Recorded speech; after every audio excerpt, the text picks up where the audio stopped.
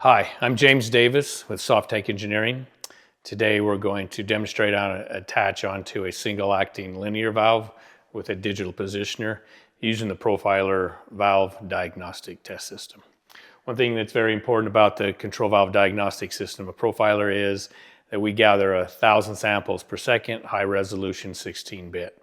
So this gives us the ability to see the plug and seat, see plug and seat alignment, and plug and seat compression. So we're going to start off hooking directly to the stem. Following the ISA standard of stem and shaft measurement is very important. So we have a C clamp with our fixture, part of our fixture kit. Demonstrate that. So we're going to hook directly right onto the stem. We'll put that on and we'll tighten that up. So very quickly, very easily on the valve. We will now attach and hook onto using our string pot. We will use a 6-inch string pot, which is 6-inch stroke or less. And so with that, if you have a valve that strokes less than 6 inches, you'll use this same string pot. It's also then when we do the demonstrations for rotary, it's the same string pot for rotary. So we'll attach that on, nice and easy and smooth. We will now come directly hook it onto the actuator itself. Okay. We will then slide this up underneath here. We want to make sure that we are attached directly. This is a air to close actuator. Previous videos we've had air to open, so this is an air to close version.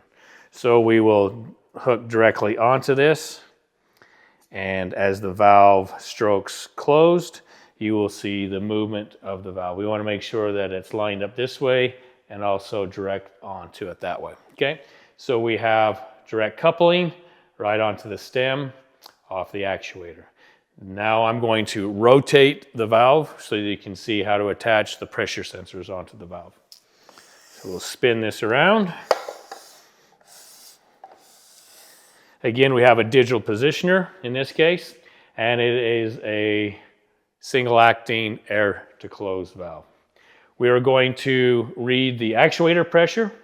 Our pressure sensors are 0.1% temperature compensated, so atmospheric temperature doesn't bother them for reading accurate pressure. So 0.1s. We'll follow the piece of tubing down here, and this is our actuator pressure. These have quick connects on our positioner. Many end users and customers are going to quick connects, getting away from gauges. A lot of times digital positioners, in this case, does not have the window in here for reading of the pressures. We'll be able to see that on lots of different positioners. But in this case, we can also hook in our supply pressure. So our supply pressure is for our regulator.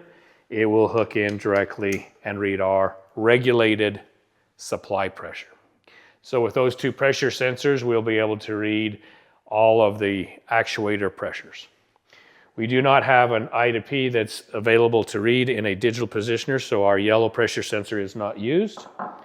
This is a single acting actuator. Even though it's used, we do not use the double acting or green pressure sensor. Only in double acting do we use that. So we'll set that to the side.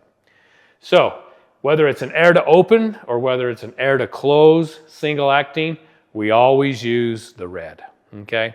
And that is set up when we enter the valve information in our setup of our software. So red is always used, whether it's on the tubing comes in the top or the bottom for air to open or air to close. Next, we are going to hook into our interface box. We have a 4 to 20 signal. We have a position for our string pot that we just attached. This reads our actuator pressure or diaphragm pressure, whether it's air to open or air to close, doesn't matter. These two will not be used because this is for the I to P pressure and for double acting, so we do not have that type of valve. We have supply pressure, which we will always read. So these pressures and position will always read no matter what. Again, we do 1,000 samples per second at a high resolution. We can resolve down to about a 1/2 thousandth of an inch with our position sensor and our data acquisition. To attach our interface box to our computer, we have a USB set of cables. You'll notice that at the bottom here we have 2 USB ports. This basically allows us to plug into that, so we will demonstrate. So we will connect into our computer first. Doesn't matter which port is used. Next, we will hook into our interface box. Again, we will plug into using one. The software for the drivers for our data acquisition card you'll hear a connection, or you will see a blinking green light, okay? That blinking green light means that the drivers have connected and says, I know what you are, I recognize you. Then we will plug in the top cable. It connected, but the light is not on. We will then show you, as we start the software, the power. This creates the power for all of our sensors and the power for our 4-to-20 signal. So we're using this cable for power for our signal conditioning card. Okay, so we will attach and hook onto this, hook that on there so you can see how that attaches on. Next, we are going to use and hook with our cables. So with our cables, we have all of the cables here. We will hook in our 4-to-20 signal, which all of our valves will need. We will hook onto our position sensor for our string pot. When we will also hook in our supply pressure. And we will also hook in our actuator pressure. Whether it's air to open, air to close, again, it's always red.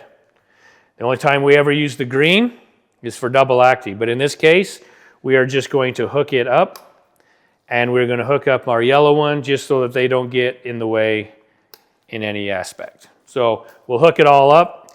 This is the side. On this side is what we're going to use to hook into our sensors. Okay, so first of all, we can hook into our position sensor. So we'll grab our blue one, and we will slide that in and snap.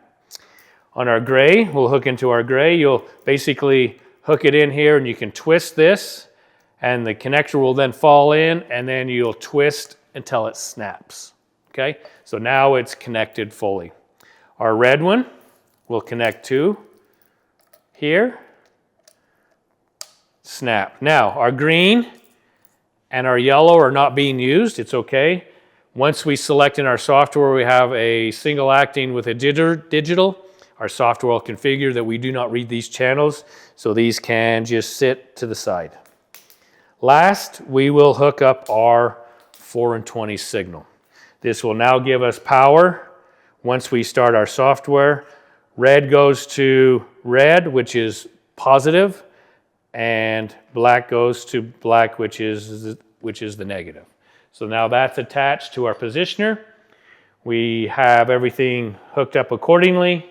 And at this point, we will now start our software.